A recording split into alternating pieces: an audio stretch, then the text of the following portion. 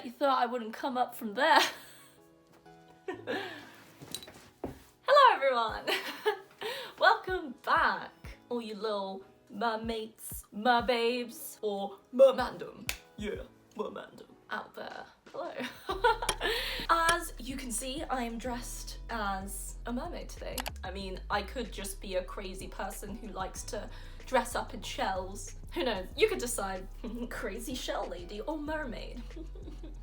So today is a much anticipated video that you guys have been on about since the beginning, and you know, I've been working up to it, you know, bringing out odd videos here and there about the mermaid world to kind of better your understanding about the whole community. So today is all about aquarium shows. Yay! Kind of like the main thing I do as a mermaid. Well, kind of.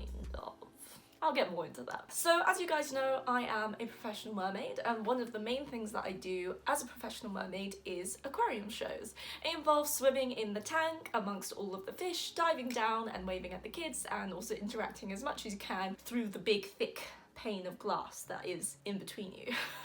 It's amazing and it is so much fun, and it is literally, well, I mean personally, this is how I feel, it's something that as a pro mermaid, it's what you aim to be able to do, because you know your natural habitat is the water, Cleo, the water.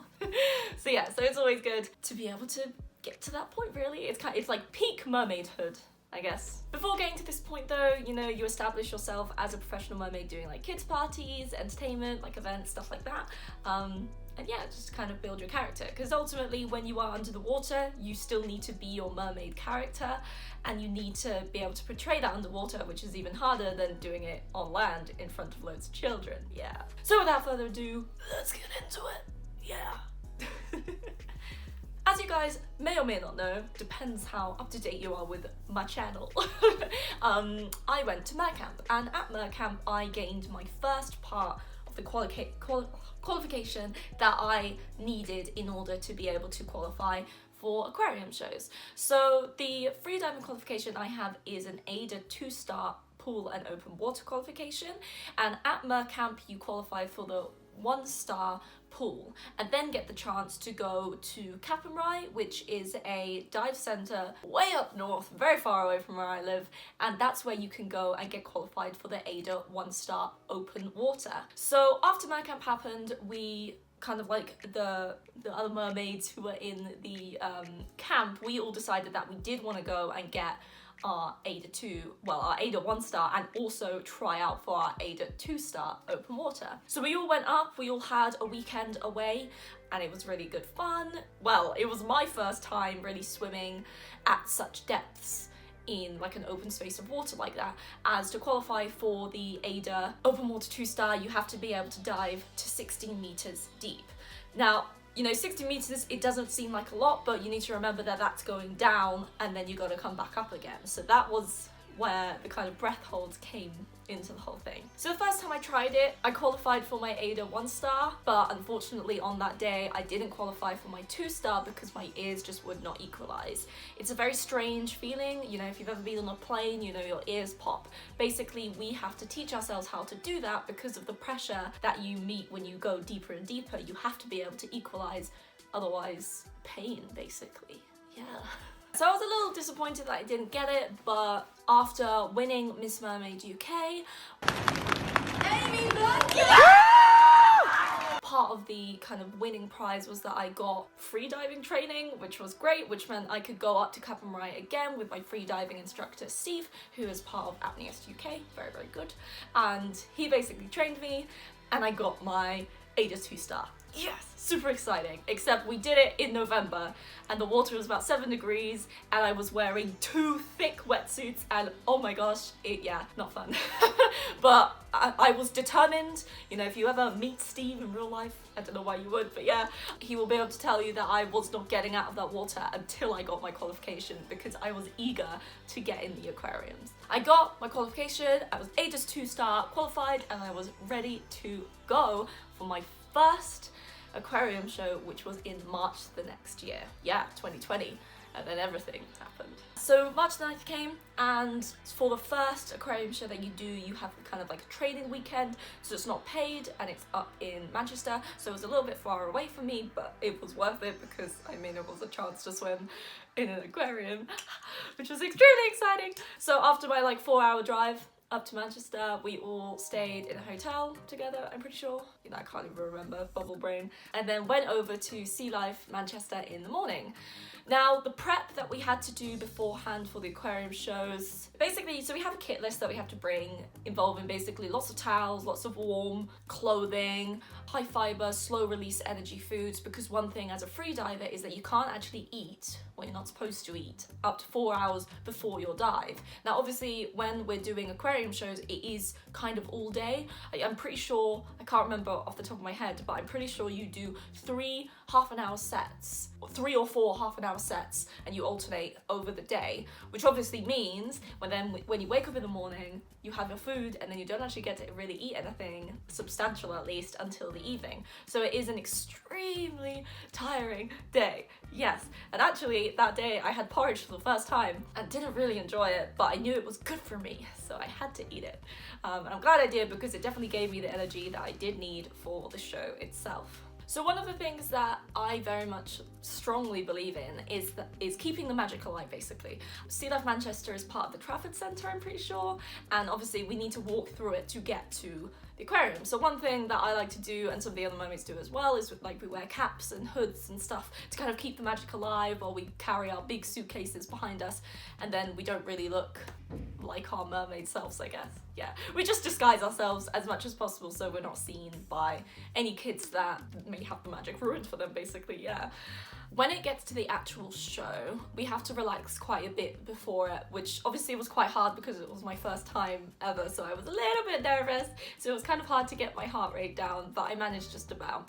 And because it was my first dive ever, I was in the tank with 2 other mermaids. Normally on a traditional mermaid dive, you work in pairs, so that when one's diving down, the other one is kind of doing their relaxing, getting their CO2 down, stuff like that, and then by the time the other one comes up, the other mermaid only needs a little bit extra time to kind of go down and entertain the next group of stuff. So it alternates, kind of. But because it was my first time, I kind of was paired with one mermaid the entire time, and we would dive together. And it was kind of good because I could look across and make sure that she's still underwater and that she's still entertaining, so if I feel like I can't hold my breath any longer, I can go up and, you know, the kids are still gonna get entertained, kind of thing. You have to do a lot of cleaning because obviously you're gonna be going into a tank with fish and stuff, so yeah, you have to clean your tail, you have to clean yourself and everything before you get in, because obviously you don't want it to become mermaid soup. It's one of the reasons I don't really wear makeup underwater either, because I just figure it's another medium really that's going to get mixed with the water and could affect, you know, my performance, kind of. So when we're diving, we aim for a 30 to 45 second dive. We can stay under for longer if we feel like it, but for safety, that's kind of like the time frame that we aim for. When we're diving, there is a free diver, safety in the tank as well, who can signal to us if anything's happening, if there's any animals around us, or anything that we might need to know through clapping. One of my dives, actually, I was swimming and there was a stingray very close underneath me, and our freediving safety clapped his hand twice, kind of to say, you need to be careful, look what's behind you, which basically allowed me to realize, I better not sink anymore, so I stayed kind of like level in the tank instead of going to the bottom like I normally would. So stuff like that. Obviously, we're working with live animals and stuff can always happen. Specifically at Sea Life Manchester, there are 2 turtles that absolutely love to get in the way and parade themselves around in front of the guests when we're trying to do our thing. So another thing that the freediving safeties do is they keep the animals kind of out of the way and make sure that, you know, we can do our dives, basically. That's pretty much the dives. Obviously it's a very strange sensation because, you know, you're swimming without goggles and you're underwater and, you know, it's surrounded by all these fish and stuff and you can't quite clearly see. Oh, in fact, yeah, so that's one thing that you guys have been asking. Can I see underwater? No. No, I know I'm a mermaid, but no. Obviously, over time, my eyes do adjust and get used to it. For instance, one of my close mermaid friends, Mermaid Twinkle, she can see extremely clearly underwater, and that's because she does regular aquarium shows, like monthly, does regular swimming, is constantly training her eyes to be able to see underwater, so she can like count on her fingers and like make out faces and stuff behind the screen underwater. Me, not so much.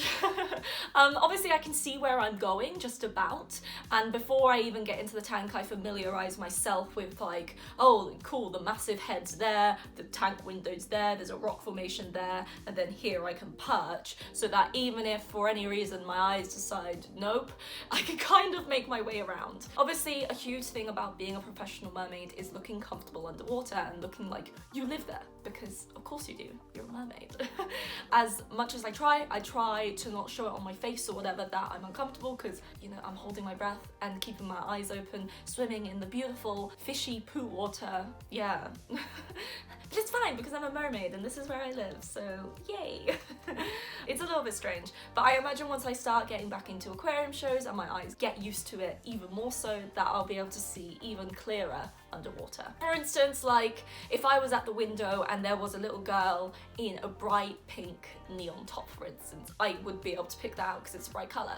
Whereas if you were there with like a black t-shirt on, I might not be able to pick you up as much. Because obviously the tank is very well lit, whereas where the guest stand is not, I guess for reflections or whatever. So that's the show in general. Then once, you know, we've done our 3 sets, in fact in between each of our 3 sets we go into like a dry room, warm up, have like tea or like just hot water to warm ourselves up, because obviously putting yourself in, again, the aquarium water is about 22 degrees or less. Putting yourself in water like that and then coming out into like a colder area, it's not good for your body, so we try and keep as warm as possible. So once all the shows are over, we do a full body clean, we use saline solution and we squirt it up our nose, into our ears and also around our eyes, because obviously we're swimming around in a lot of foreign material.